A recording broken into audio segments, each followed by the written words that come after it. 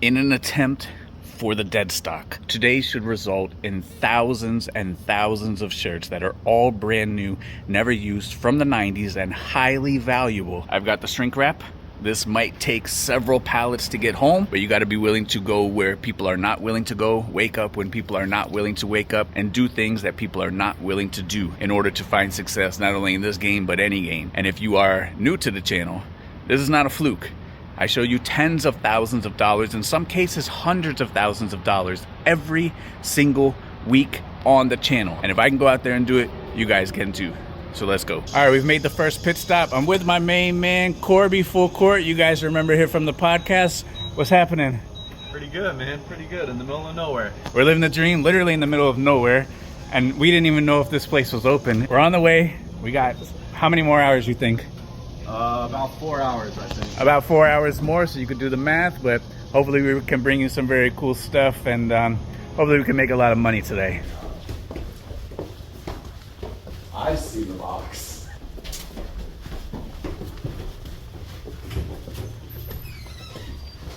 Oh, I found more gap. Oh, dude, there's always more gap. I was concerned with dying. I'm gonna be real. Nah, I've been in some sketchy situations. Okay, here we go. We got it. So we've landed. We are in the mecca of dead stock right now. And we are gonna come out of here with thousands and thousands of shirts. All the old stuff. And these are the shirts that we're after, these Salvador Dali RTs. There's supposed to be thousands and thousands of them. So right now I'm 11 and a half hours from my house. And we got boots on the ground, rocking and rolling. First box right here, 72 icy white Salvador Dali shirts. All dead stock. All right, we're still counting.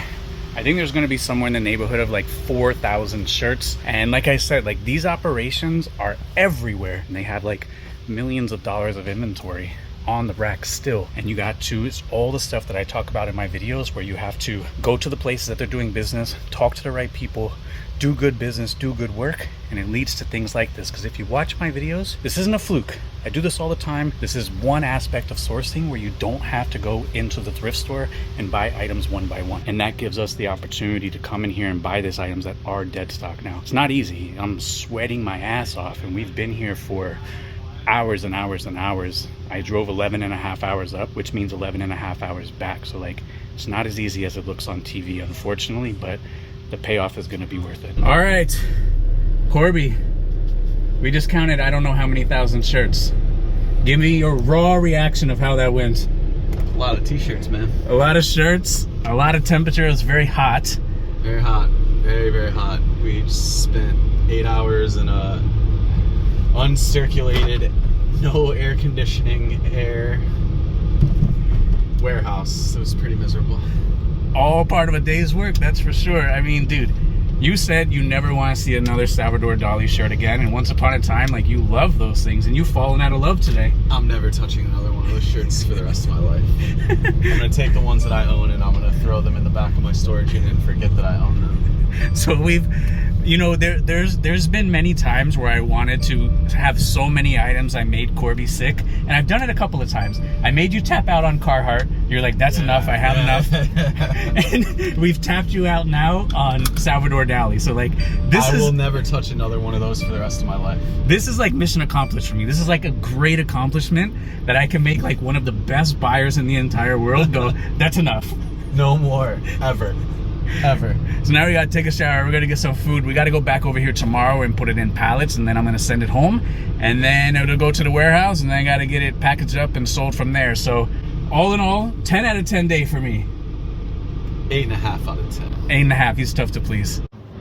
All right, good morning, good morning. It is the following day. It's early. Corby's not awake yet. We've lost 1 hour because we're in a different time zone right now. So the time is a little bit off. So yesterday we got an entire physical count of everything. Thousands and thousands of items. We've put them into boxes, and then we ran out of time. Like, we were there for a long time. It was very hot. Like, we were sweating our asses off, physically counting all of these shirts. Today we're gonna go back over there, put everything that is in the boxes onto pallets, wrap the pallets, and then I gotta schedule a pickup, and then the truck's gonna come and then send those pallets back over to my warehouse. And then once they get back to my warehouse, probably in about 3 to 5 days, I'll pass them on to the next buyer. We did get a lot of really great stuff over there. A lot of the Salvador Dali shirts, like once upon a time, those could go for like $200, $250 each. We've got these shirts before in the past, so the price is a little bit down. Now they sell for like $60 to $100 each. You know, in any event, this is 5,000 shirts. So even if they only sell for $70 each, it's $350,000 worth of stuff that's just sitting in a warehouse, undiscovered, waiting for someone to see them on a shelf. And you guys have seen me source many different methods at the flea market, at a garage sale, at the thrift store. You guys have seen me go to warehouses. You guys have seen me go deep down in dungeons in San Francisco finding dead stock. I'm not from San Francisco. Found dead stock in 2 hours, not even looking for it, and made $100,000 off of that deal. You see me do it in New York City. I don't even know what state we're in right now technically, but I know we're very far away from home, and they have tons of inventory just sitting there waiting for someone to pick it up, realize the potential, put it online, and get the profit. And this guy here, he's been for decades, maybe like 50 years. So he's done a lot of work with like the Gap. So he has a lot of screen printed Gap shirts, vintage from the 90s. He's done work with like Armani. So he has screen printed Armani shirts. There's like concert shirts in there from like the 80s whenever they've come into town. There's a ton of stuff in there still unrealized. And this is a place, this is an opportunity that like you could go back to multiple times, get the rest of the stuff and just dig.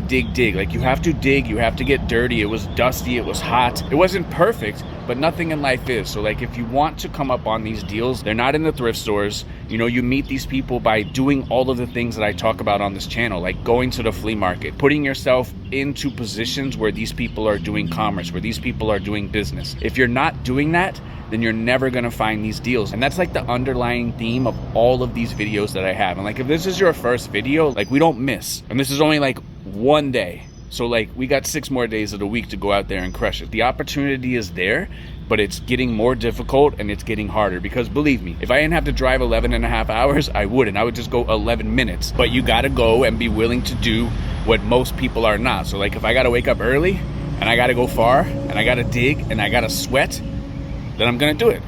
And that's just the bottom line. This one is pretty cool here. It's like a Salvador Dali, like all over print style. Very, very nice one there. And we got a lot of excellent designs. And then this is our stack here. We have 1 pallet. We have 2 pallets.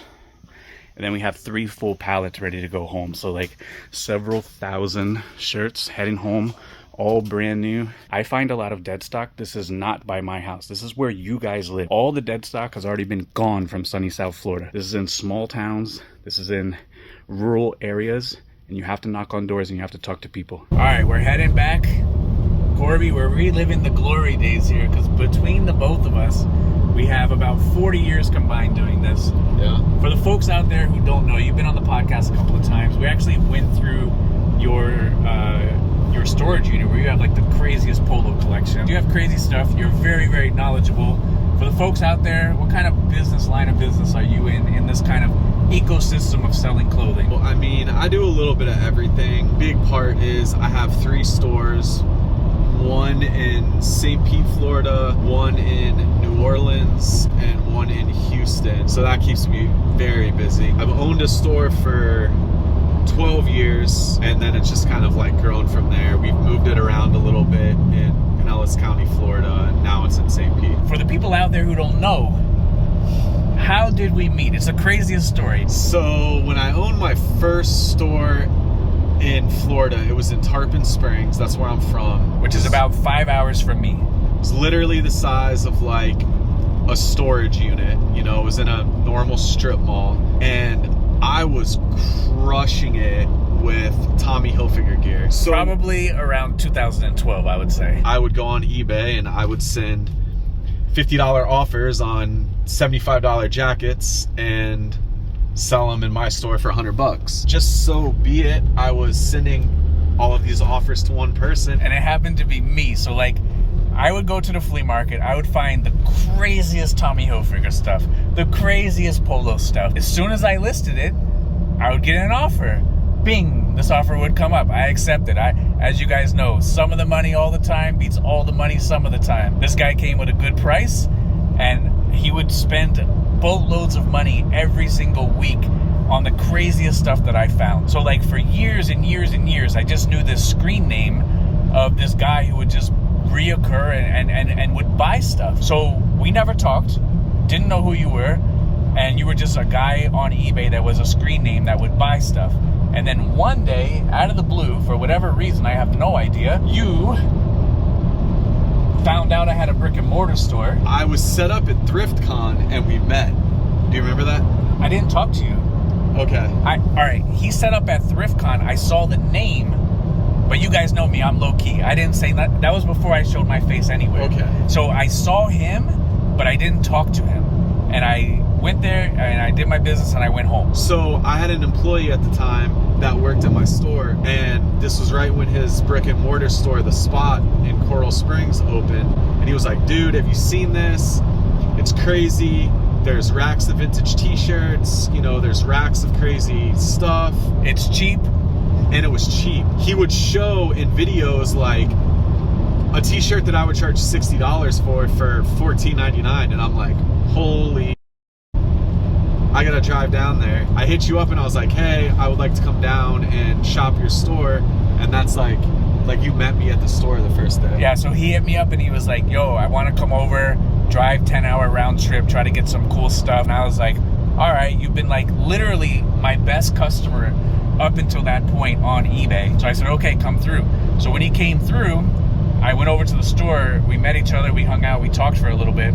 And then you started coming over to the store like what, twice a month at that time? At one point it was twice a month, man. So we started coming over twice a month, getting a full carload, going back to Tampa, putting inventory into his brick and mortar store in Tampa, in New Orleans, and into Houston. And during that time is when you did a large part of your expansion, was when you was coming over heavy. Absolutely. So like, you know, all of these relationships, all of this like doing good business, the reoccurring business, like that's where the real money is there. I would shop the store, and then I would go to your house and you'd have a stack for St. Pete, Ready, a stack for New Orleans, a stack for Texas. Yeah.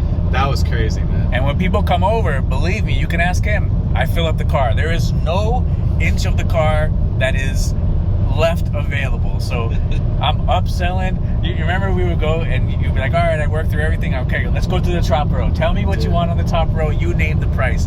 He's like, I don't know. I'm like, you say the price. Before he could get the word out of his mouth, sold. It didn't matter. Like, if you have room, I'm filling it up. And there was always more. Like, never stops. I would finish in like the one room in your house, and you'd be like, oh, you want to go check the garage for hats? And it would be like 100 hats. This is something very important, and this person is the only person in the entire world that has seen the brick and mortar store, has seen the warehouse, has seen the entire operation. The first time you saw that, you remember what you said? I couldn't believe it, man. You said you talk about this stuff all the time, you show bits and pieces, but until you see 50,000 items hanging up, until you see the operation, it was crazy. You've been to my warehouse and my house when I'm getting 1,000 pieces delivered of I helped you with it, yeah. All premium stuff, and he would help me sort it. Yeah. And as soon as we're done with that, what happens? 1,000 more pieces come. He's like, if I did not see this with my own eyes, I would never believe it. You don't understand the scale and the capacity. Like, it's one thing to say 50,000 items, but when you see 50,000 items, it's like Lion King and Mufasa. Like, everything the light touches belonged to you. Like, I had 1 mile of racks once upon a time. If you laid them in a straight line, it was 1 mile. But you got to see the intake. You got to see the prep. You got to see our listing stations. You got to see us do listings every single day. The craziest part to me about it is the fact that you got 250 up a day, and every then day. 250 going out a day. Not only were you photoing 250 items, listing 250 items, you were putting 250 items in poly mailers, boxes, and printing 250 labels. It's like alien level production. It's insane to this day. And that's when it really hits you. Remember you came to my house and I said, Corby, jump in. Yeah, dude. It was mail time, right? It was mail time, and it was just like 250 packages is a lot of packages, man. That's like what... And they're like multi-orders because I had boxes of 50, boxes of 30. Yeah. When he saw the mail is when everything clicked. Yeah. And then he goes, when was this from? And I go, oh, that was from like this morning. And you're like, you do this every day?